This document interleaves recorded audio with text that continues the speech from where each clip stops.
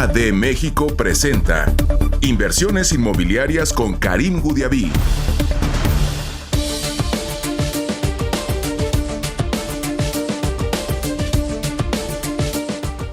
Muy buenas noches a todos, qué gusto saludarles desde la torre. Aquí estamos en el showroom, en realidad, de University Tower, la torre residencial más alta del Paseo de la Reforma. Yo soy Karim Goudiaby, les saludo por supuesto para su programa de 2 horas. Vamos a estar juntos aquí en Inversiones Inmobiliarias. Les vamos a platicar, por supuesto, de todo lo que sucede en el sector inmobiliario y como siempre hemos preparado lo mejor de la industria inmobiliaria. De hecho, vamos a empezar por agradecer a todo el equipo de University por brindarnos todas las facilidades y permitirnos estar aquí para realizar este programa. Durante estas 2 horas les vamos a platicar con nuestros invitados del panorama de la inversión inmobiliaria aquí en la Ciudad de México. Tenemos expertos que nos van a ayudar a entender cómo descifrar justamente los mejores momentos para invertir. Y en la segunda hora de nuestro programa, como siempre, en nuestro formato de inversión, vamos a platicar de una joya de inversión para quien quiere invertir aquí en la Ciudad de México. Vamos a platicar de University Tower, por supuesto.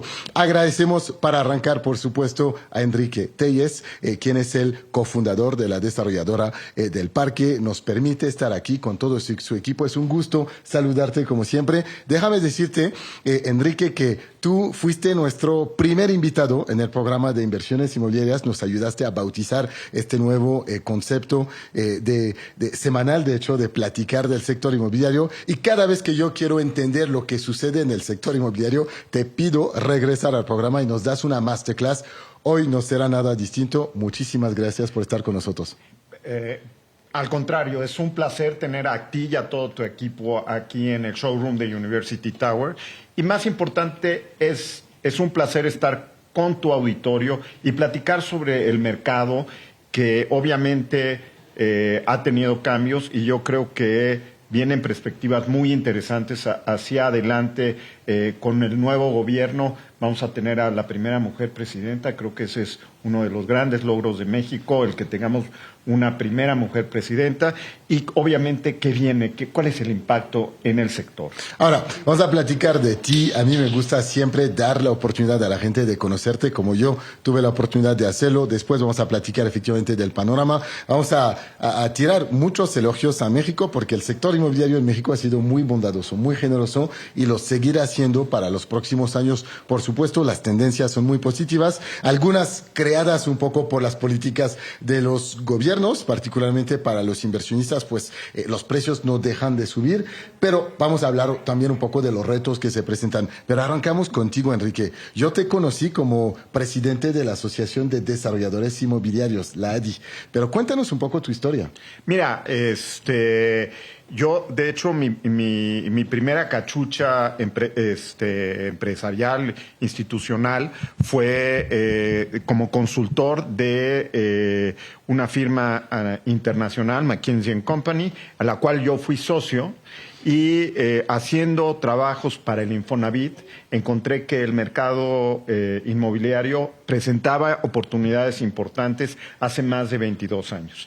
Y decidí dar el brinco y empecé con un grupo de 3 socios que tenemos la suerte de seguir siendo socios y de todos llamarnos Enrique. ¿En serio? Entonces somos conocidos también como los 3 Enriques. Los 3 Enriques. ¿Los 3 de McKinsey también? No.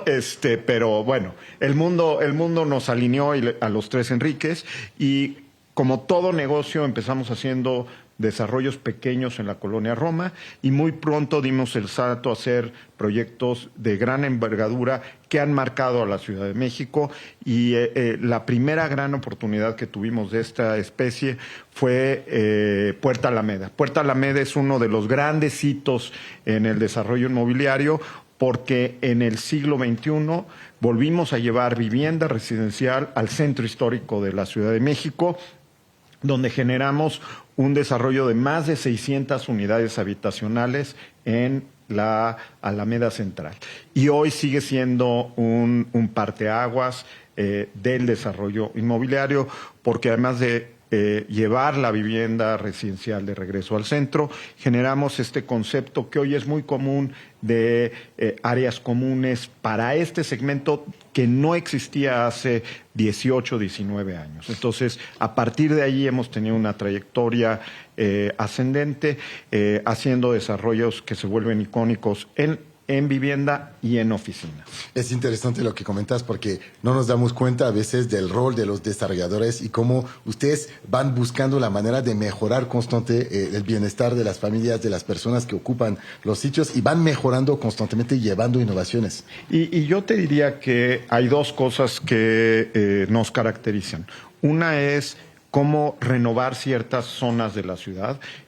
Volviendo al ejemplo de Puerto Alameda, la zona de la Alameda había sufrido en el temblor del 85 ¿sí? Y no habíamos vuelto a ver desarrollo sino hasta que cuando el presidente López Obrador fue jefe de gobierno, creó ciertos incentivos para la reconstrucción y reactivación de la Reforma y el centro histórico, que empezamos a ver la recuperación realmente del corredor Reforma y centro histórico, y como parte de todo este esfuerzo, Puerto Alameda fue uno de los pilares de la recuperación del centro histórico, ¿no?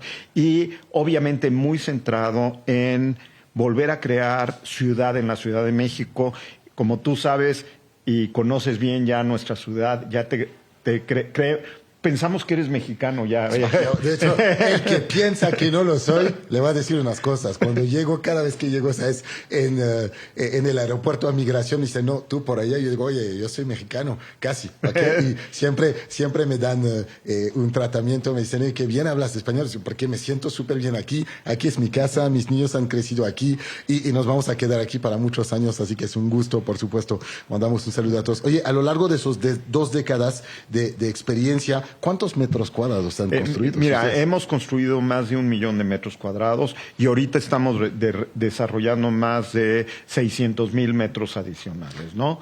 Creo que eso marca un poquito la tendencia de lo que es desarrolladora del parque y hacia dónde vamos, ¿no? Y te quería preguntar esto porque obviamente tienes una múltiple, si quieres, manera de analizar el mercado como representante en el pasado de la Asociación de Desarrolladores, como hoy miembro de esta asociación, pero también como uno de los que más ha desarrollado dentro de la ciudad. Entonces, cuando hablamos del panorama del mercado inmobiliario en México, y la Ciudad de México pues marca la pauta, es interesante tener tu perspectiva. ¿Cómo ves tú el panorama del mercado? Mira, a ver, yo lo que te diría es que en los últimos 6 años en la Ciudad de México en particular han sido años complicados, donde el mercado ha tenido un crecimiento muy por abajo de lo que estábamos acostumbrados, y hemos visto que muchas de las inversiones que se hacían en la Ciudad de México se han ido a otras partes de la República,